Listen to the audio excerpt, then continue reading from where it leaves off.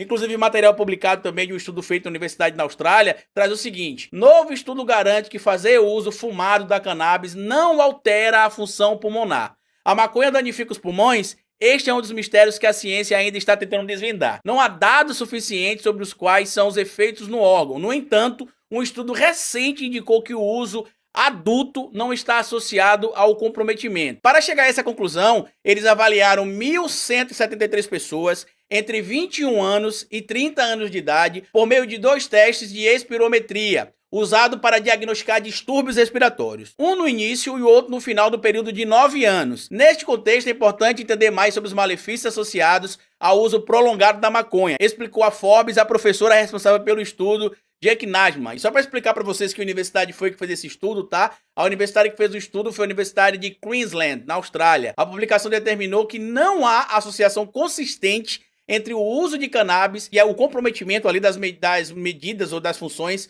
pulmonares. No mesmo período, os participantes também foram entrevistados para descobrir se fumavam maconha, tabaco, ambos ou nenhum. A análise dos dados e os testes realizados mostraram que o tabaco reduz o fluxo de ar que vai para os pulmões, mas a cannabis não. Ou seja, após 9 anos de exposição à fumaça da maconha, não houve doença pulmonar. Conclusões do estudo, para a gente finalizar o nosso material aqui. Fumar e cofumar cannabis são fatores de risco para a função pulmonar prejudicada. Ou seja, a pessoa que já tem um problema no pulmão e aí inala a fumaça, seja ela da cannabis ou não, ela vai ter sim um comprometimento. Caso a pessoa não tenha nenhum tipo de comprometimento, a cannabis não vai gerar esse comprometimento. Como é que eu sei disso? Porque no próprio estudo segue aqui, ó. Aos 30 anos, fumantes de tabaco desde a adolescência apresentam evidências de comprometimento da função pulmonar. Aos 30 anos, em fumantes de maconha desde a adolescência, não há evidência de comprometimento da função pulmonar. O co-uso de tabaco, ou seja, as pessoas que fumam ali sem querer, né? Porque às vezes o pai ou a mãe fuma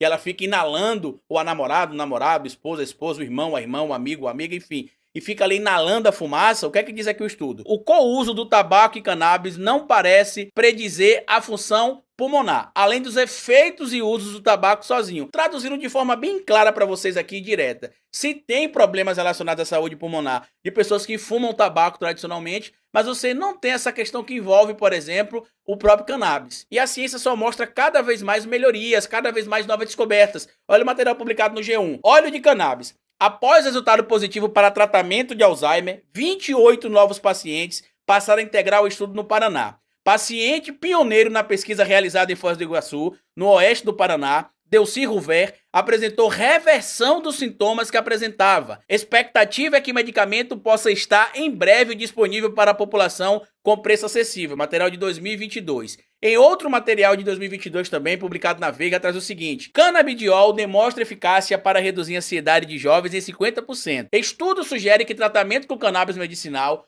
podem alcançar resultados em pacientes que não respondem a terapias convencionais. Eu, por exemplo, estou começando a ampliar um pouco ali os meus contatos para começar a fazer um teste com tratamento de canabidiol. Para quem não sabe, desde 2020 eu faço tratamento para síndrome do pânico, ansiedade, depressão e outras coisas que eu não preciso estar expondo aqui nesse momento, porque não é o foco específico do meu vídeo, né? Eu não quero focar em mim. Mas a dependência que os medicamentos que a gente utiliza causa para poder combater esse problema é terrível.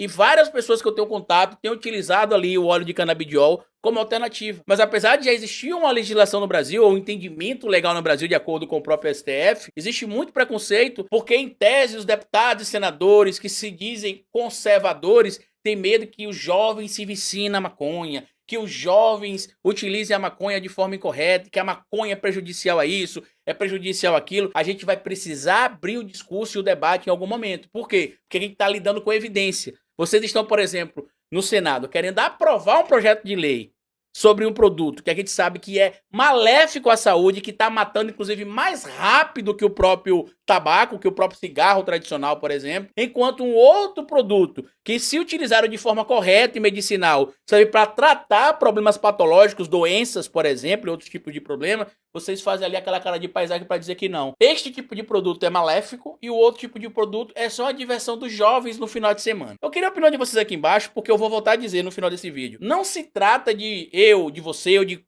seja lá quem for, concordar ou discordar se a pessoa deve ou não fumar maconha, deve ou não utilizar o óleo de canabidiol. A gente tá falando de ciência, daquilo que você tem dados comprovados cientificamente. E sem falar também no outro efeito colateral, que seria o esvaziamento de vários presídios no Brasil, que encarceraram em massa jovens por estar aportando pequenas quantidades de maconha, enquanto, por exemplo, quem sai por aí fumando e vendendo pendrive não tem problema nenhum. Ah, mas tem uma legislação que proíbe, inclusive já tem aqui punição para quem for pego vendendo, para quem for pego assim, mas você não tem, por exemplo, o indivíduo sendo preso por fumar um cigarro eletrônico.